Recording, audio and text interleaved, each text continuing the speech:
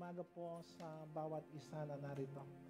And we know this is the month of December. Our theme is Jesus.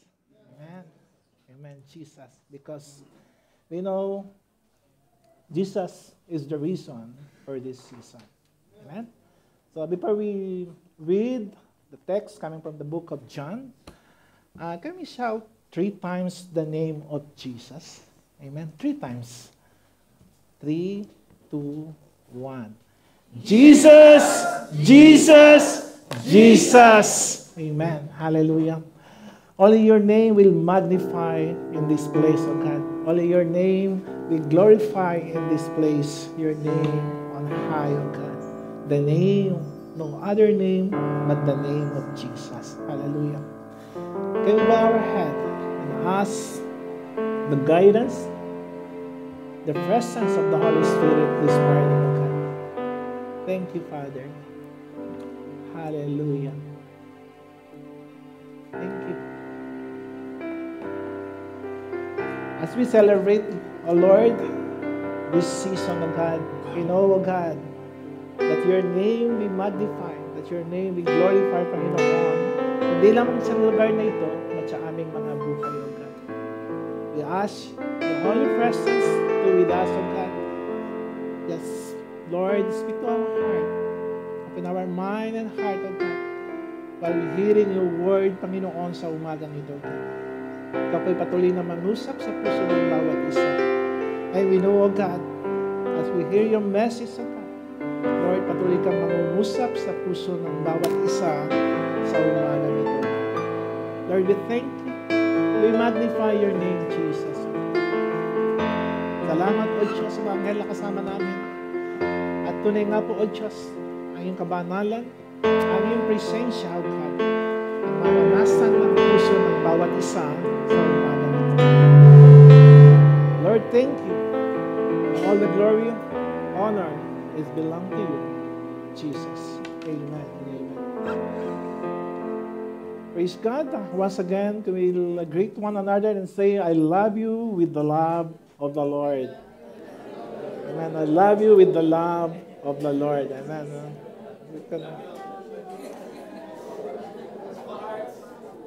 Amen. It's a great thing na mali makita natin yung bawat isa na nandito, na tayong lahat ay nagmamahalan at pinapakita ang pag-ibig ng Diyos sa atin. Okay? Can we open our book, the book of John, coming from the book of John, chapter 1, verse 9 to 14. John chapter 1, verse 9 to 14. The true life that gives light to everyone was coming into the world. He was in the Word, and though the Word was made through him, the Word did not recognize him. He came to that which was his own, but his own did not receive him. Yet to all who did receive him, to those who believe in his name, he gave the right to become children of God.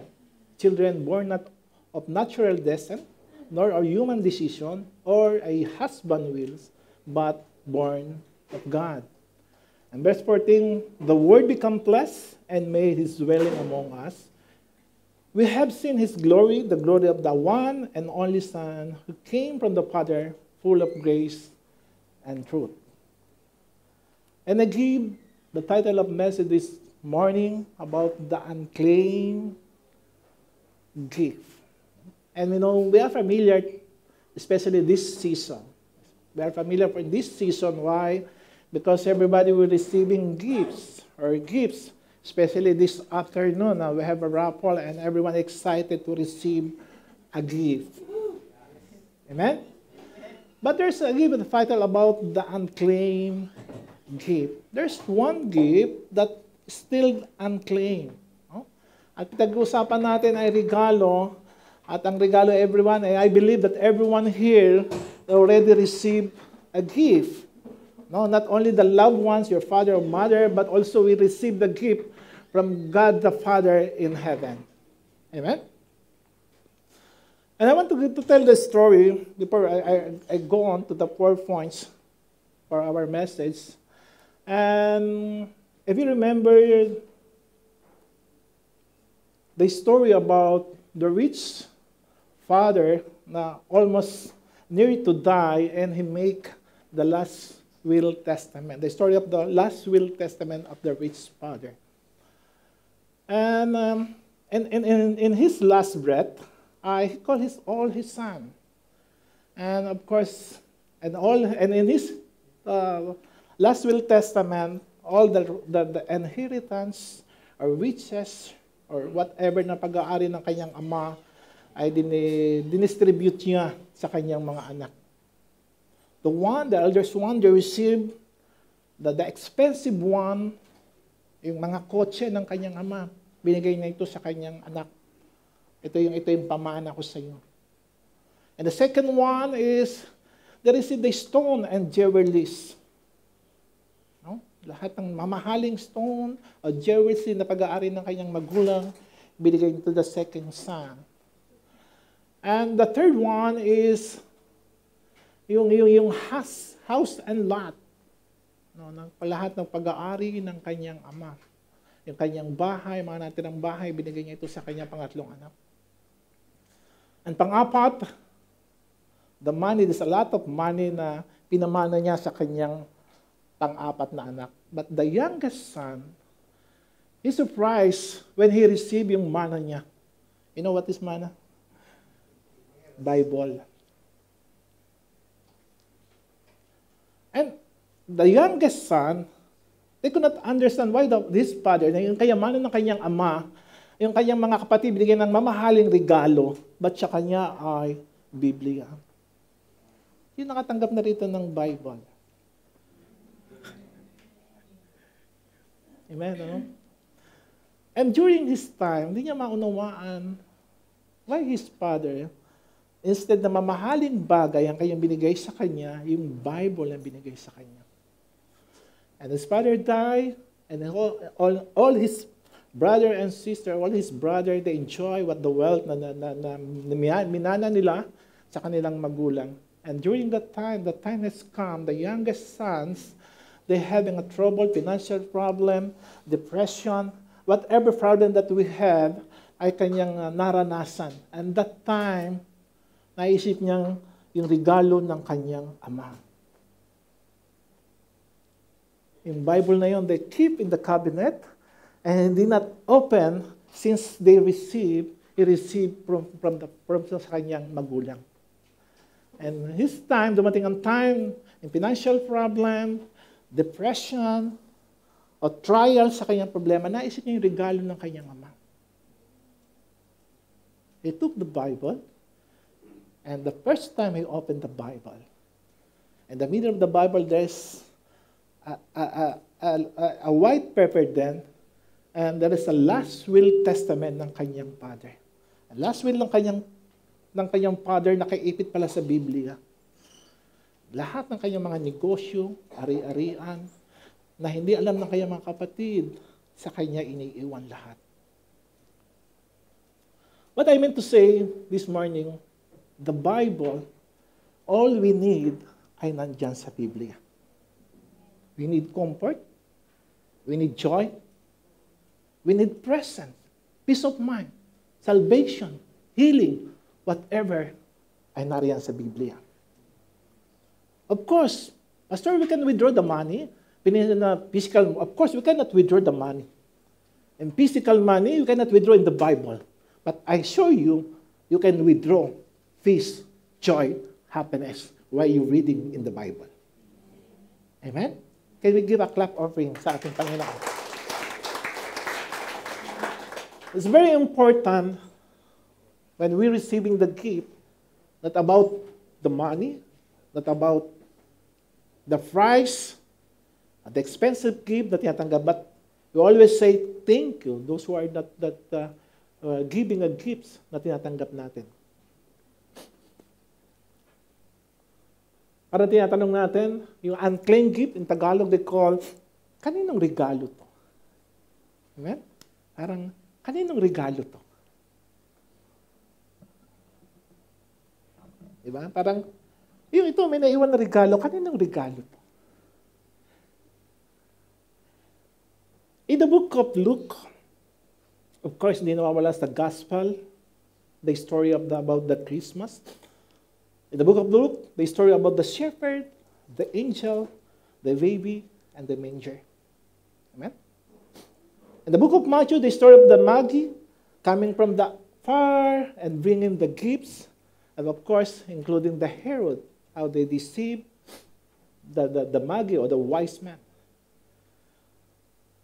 And the Christmas story, especially in the book of John,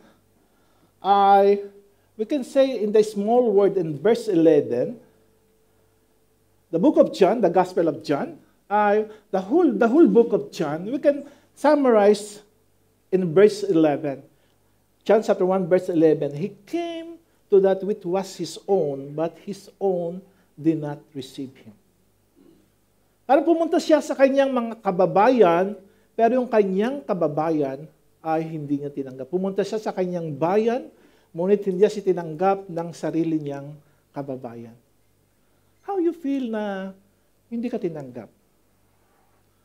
Ina-refuse ka. Especially when you have interview in the job, you have a friend that refuse you, how you feel?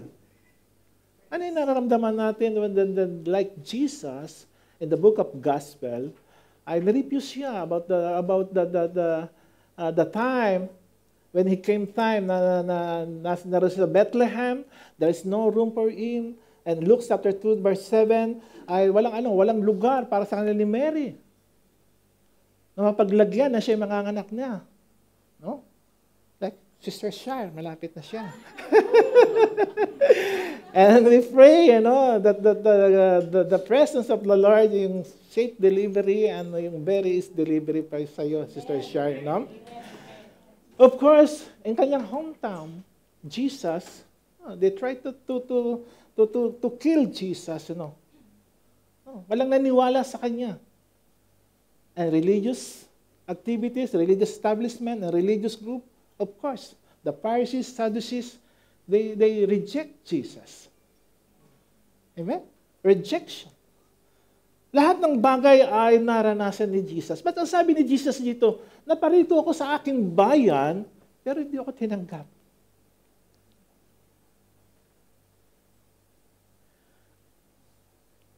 And this afternoon, and this morning, I want to share the 4 points, the important one, coming from the book of John. Number 1, Jesus, the unclaimed gift. Christ Himself is the gift of Christmas. Amen? Christ Himself is the gift of Christmas. John chapter 1, verse 10 to 11. He was in the Word, and though the Word was made through Him, and the Word did not recognize Him, He came to that which was His own, but His own did not receive Him. And the word, I want to emphasize the word recognize. No? Yung hindi siya kinilala, hindi siya tinanggap. When you say about recognize, the word did not recognize. When you say recognize, actually, ako yung matagal nyo nang hinihintay. I'm the Messiah. I'm the mediator, Savior, Redeemer. Amen? But the problem, yung kanyang kababayan, he did not recognize Jesus. They waiting a long year to waiting to Messiah. They waiting a long year to waiting mediator, Savior, Redeemer. That's only waiting. But actually, yung presensya ng Diyos ay naroon na. And this morning, we know that everyone here, we know the name of Jesus. Amen? But did you experience Jesus? Ang problema kung kilala lang natin siya sa pangalan. Pero, naranasan ba si Jesus? Naranasan mo ba yung kapangyarihan niya? Naranasan mo ba yung kanyang kabutihan? Naranasan mo ba yung kanyang kagalingan? At naranasan mo ba yung kaligtasan mula sa kanya? Christ Himself is the gift of Christmas. And the word recognize. And I want you to know this morning, not only believe, Not only we hear the name of Jesus, but accept as a Lord and Savior. Sabi ni dun salita ng Diyos, ay hindi siya nakilala. Tuloy say, Messiah, Mediator, Savior, and Redeemer. Christ's love is the gift of Christmas. Christ's love is the gift of Christmas. John chapter 1, verse 14. And the Word became flesh and made His dwelling among us. We have seen His glory, the glory of the one and only Son who came from the Father, full of grace and truth. Christ's love is the gift of Christmas. Alam mo kung may pagmamahal ka ni Jesus, you are so komportable ka ba? Whatever na meron sila, payapa ka. Why? Yung pinakadakila at higit na regalo ay meron ka. Amen ba dan? Christ's love is the gift of Christmas. Experiencing the love of Christ and know whatever happening, whatever na naranasan mo, and the next word is the Word become flesh and made His dwelling among us. It's very important, yung salita ng Diyos. Maranasan natin si Jesus dahil ang tunay na pagmamahal ng Jesus kapag nakikita natin nagbabasa tayo ng Biblia.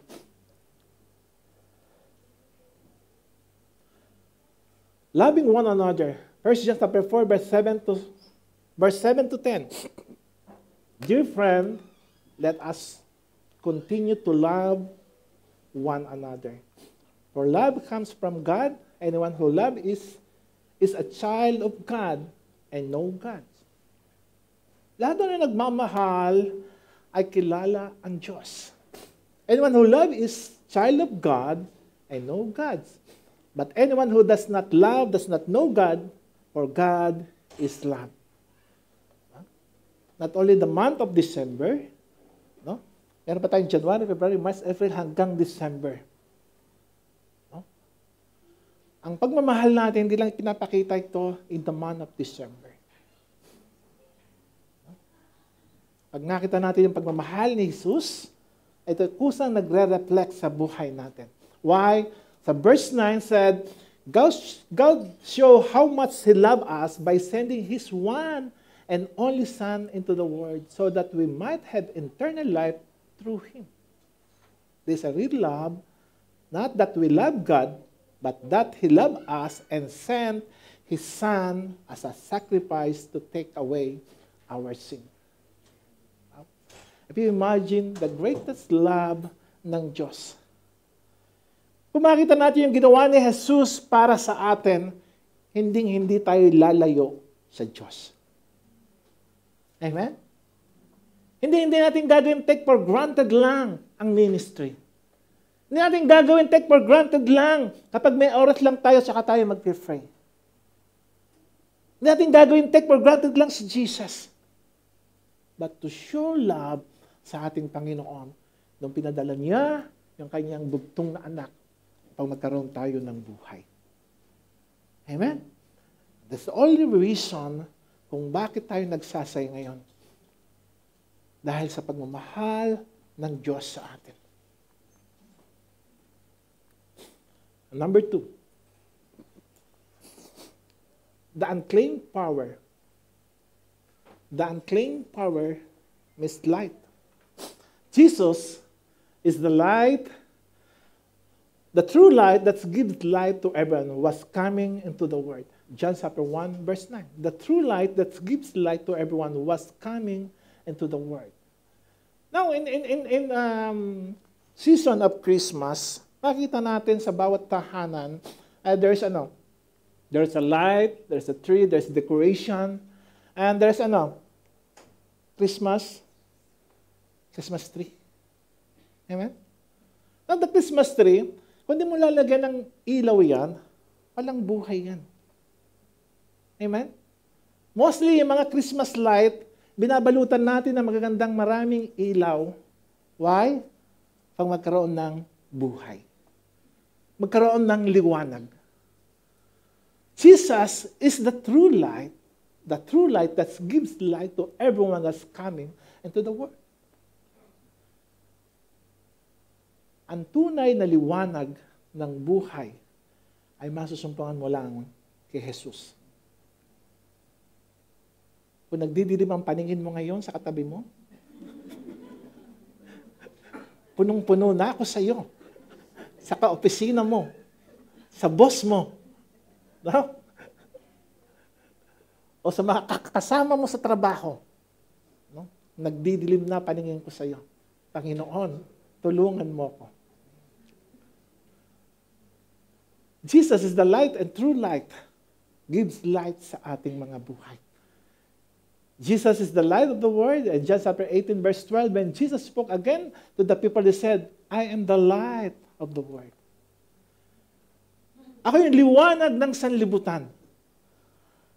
Kung ikaw ngayon ay nagmumblema, hindi mo alam kung saan ka pupunta, si Jesus ang kasagutan niyan. Amen?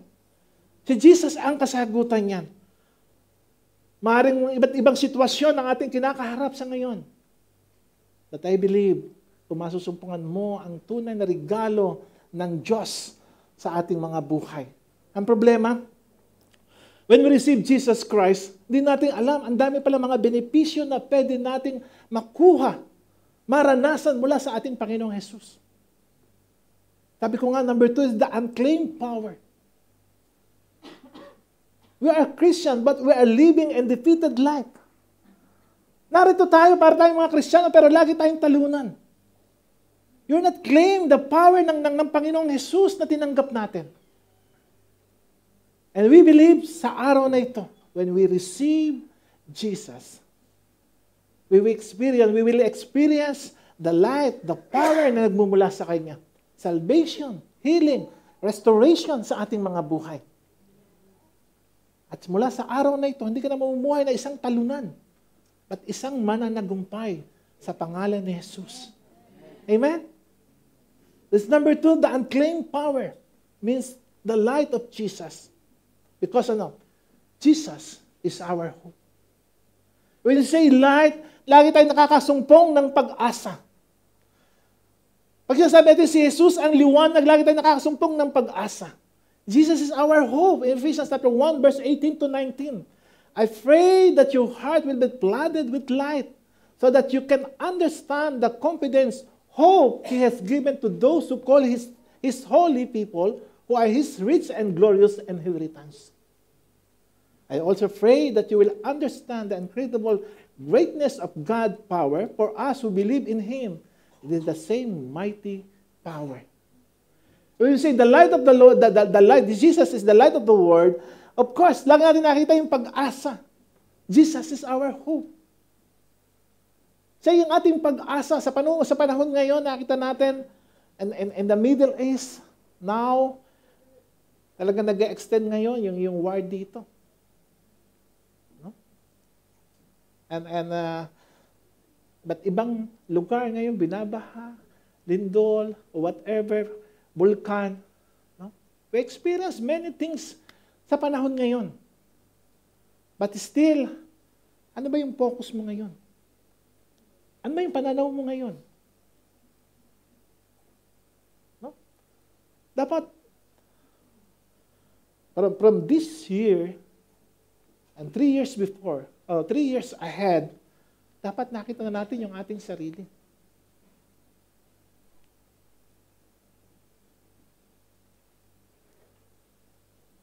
Kung si Jesus yung ating pag-asa, kung si Jesus ang ating pag-asa, laging may direksyon yung ating mga buhay. Amen?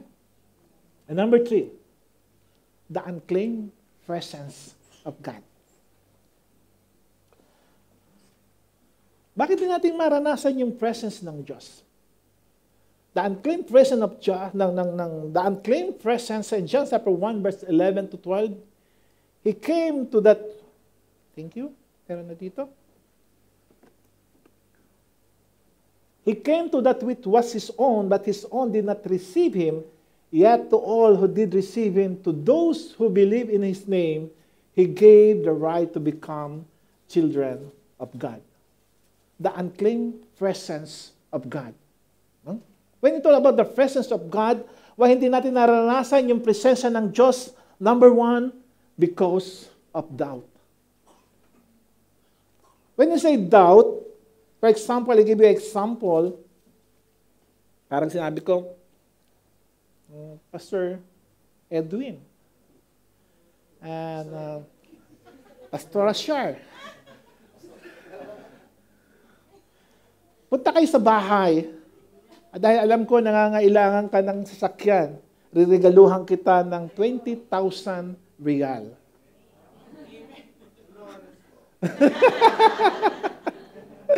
Even share, no? Alam ko nangangailangan ka, come to my house, I will give you a gift at 20,000 real. No? Example. Pag sinabi kong ganun, of course, unang papasok sa kanilang kaisipan, dalawang bagay. Ano yan? Walang magdaduda ka, walang papasok. Alam mo, Pastor Raleigh, I did not believe na meron kang pera. Na meron kang pera na ganyan. It's doubt. No? Pangalawa, ano? Even you have the millions, reals, alam ko, Pastor Larry, nangangailangan ka rin. No? It's a doubt. Why will we receive the acclaimed presence of God? Because number one, there's a doubt. Matthew 11:4-6, Jesus gave then to this reply, go and tell John what you see and heard. The blind men are recovering their sight. The cripples are walking, the leper being healed, the deaf hearing, and the dead being brought to light, and the good news being given to those in need, and happy is the man who never loses faith in me. Wow.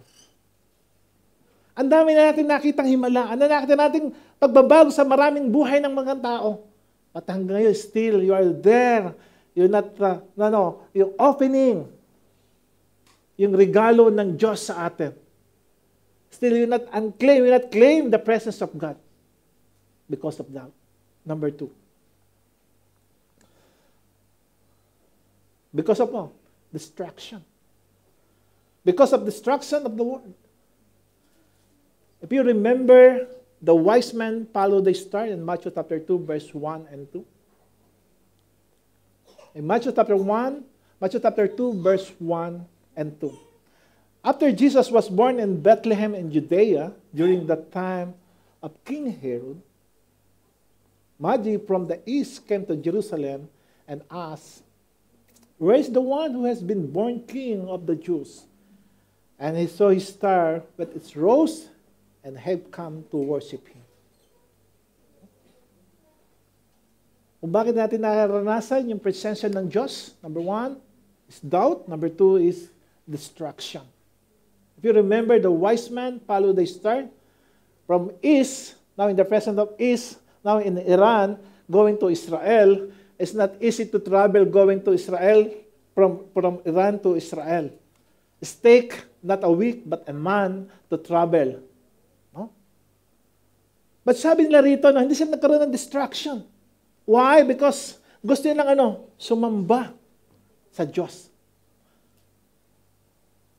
Where is the one who has been born a king of the Jews? We saw this star when it rose and have come to worship Him. Even maraming distractions sa mundong ito. But remember, yung focus mo sa mundong ito. But remember, yung plano mo sa mundong ito. We always remember, kapag tayo tinawag ng Panginoon, no? Para tayo makapag-focus sa ministry na pinagkatiwala sa atin.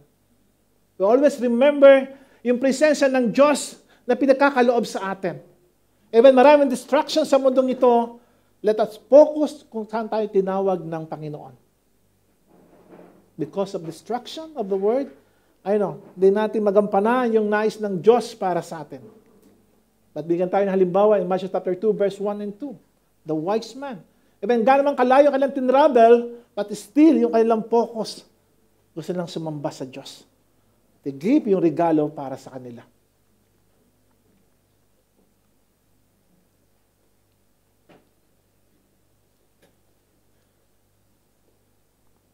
And pang-apat, the last one, the unclaimed grace means salvation. John chapter 1, verse 14. And the Word became flesh, made his dwelling among us. We have seen his glory, the glory of the one and only Son, who came from the Father, full of grace and truth. This is the unclaimed grace of salvation. And this season of Christmas, no? Maring meron kang lahat ng bagay sa iyo. Marami kang bagay sa buhay mo ngayon. Maring lahat ng kayamanan meron ka ngayon. Pero kung wala kang kaligtasan, bali walang lahat yan. Amen? And John chapter 3 verse 16, for God so loved the world that He gave His only begotten Son, one and only Son, that whoever believe in Him will not perish but have eternal life. Kung bakit tayo narito ngayon? Dahil sa pagmamahal ng Diyos sa atin. Na lahat tayo ay magkaroon ng buhay na walang hanggan. And John chapter 3 verse 16, if you see the picture,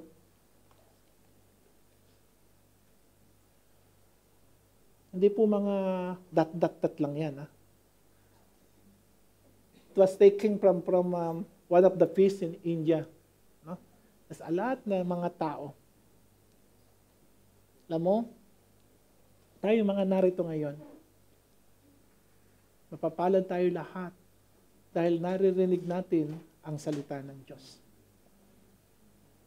Sa mga bago na narito ngayon, na kayo po ay na-invite, no? God grace and love ng Diyos na nangusap sa puso niyo. Maraming tao sa labas ngayon, kailangan ng salvation, healing, joy, patience. Lahat, maraming tao na nangangailangan sa mundong ito. Kung buksan natin, hindi lang tayo iilan dito. Ba't napakarami namatay si Jesus, hindi lang para sa iglesia, but para sa lahat ng mga tao.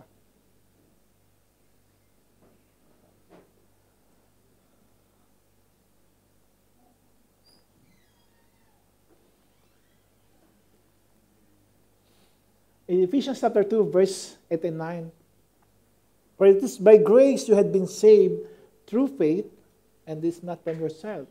It is the gift of God, not by works, so that no one can boast. No? Kung bakit tayo naligtas ngayon? Kung bakit tayo narito ngayon? No? Dahil yun sa biyaya ng Diyos. Amen? Dahil yun ay sa biyaya ng Diyos. And conclusion, the Christmas season remind us of our new change of life. Chance of life. A heart that is being given freely as from Jesus. The gift is waiting for you not under the tree, but hanging upon the tree. And today, this morning, will you claim your gift today? Right? Will you claim your gift today? What's the gift? The unclaimed gift. Jesus, the unclaimed gift. The unclaimed power, the unclaimed presence, and of course, the unclaimed grace ng Diyos. Amen? Tayo lahat ay tumayo.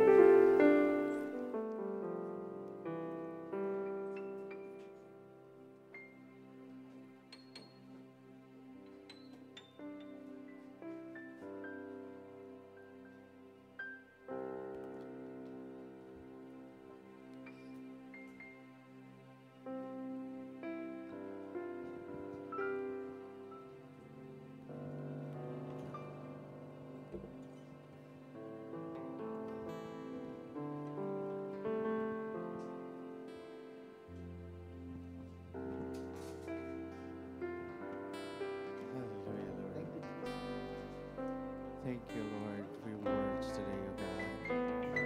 Thank you, Lord, that you're the Son of God. Your name is Jesus, Lord, our Lord and Savior, God. Lord, as we sing this song again, Lord, it'll be inherent in your people today, O God, that you are the God, O God, that never changes, O God. You are the Son of the living God, Panginoon. as we receive our gift today, O Lord. Let it be you, O Lord. Let it be you. Be first, Panginoon, that we receive today, O Lord. Hallelujah. Let's worship the Lord, church.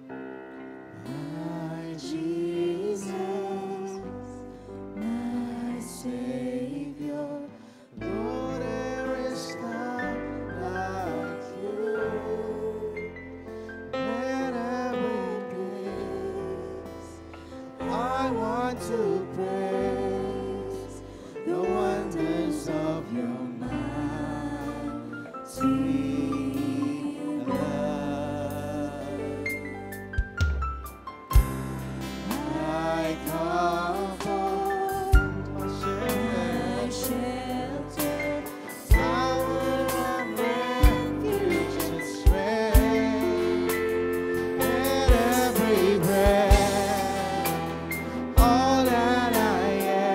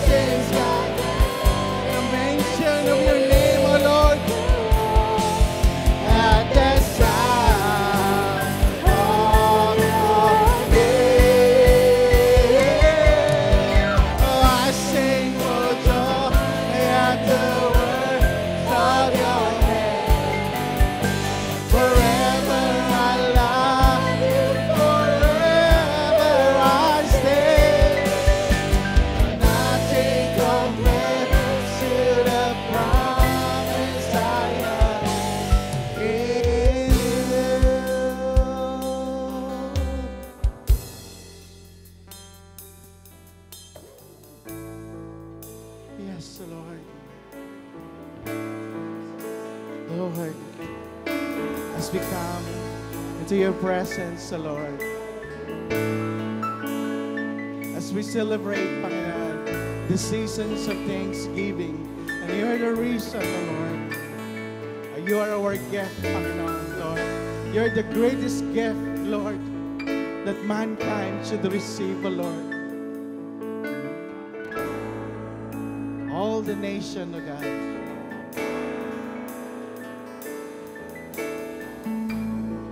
Hallelujah.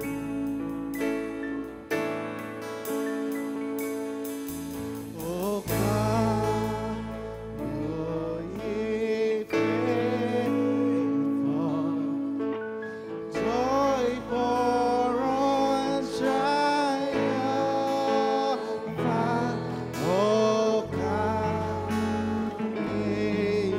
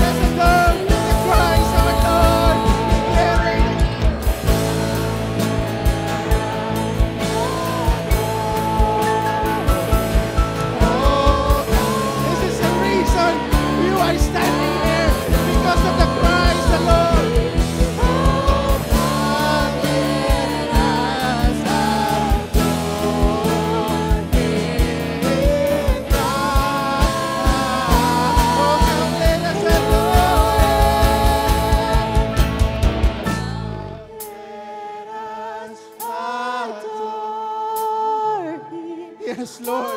There's no other name, Lord.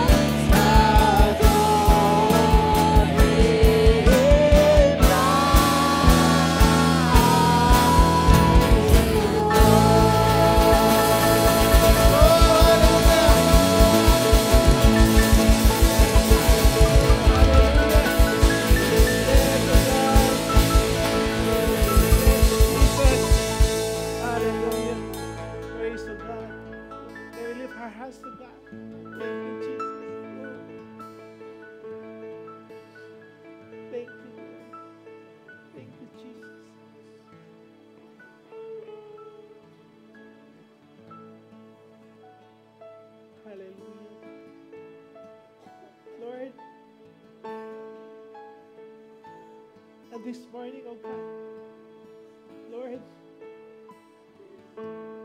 we will claim, oh Lord, the gift of salvation, oh God. Lord, we will claim, oh God, the gift of power, oh God. We will claim, oh Lord, your presence. We will claim, Lord, your grace, your salvation, oh Lord. Lord, thank you, Lord. Salamat sa pagmamahal, Panginoon. Salamat sa kaligtasan, O God. Salamat sa buhay, Panginoon, O Diyos. Lord, Ikaw ang pinakadakila at mahalagang regalo sa aming Panginoon, O God. Lord, salamat po.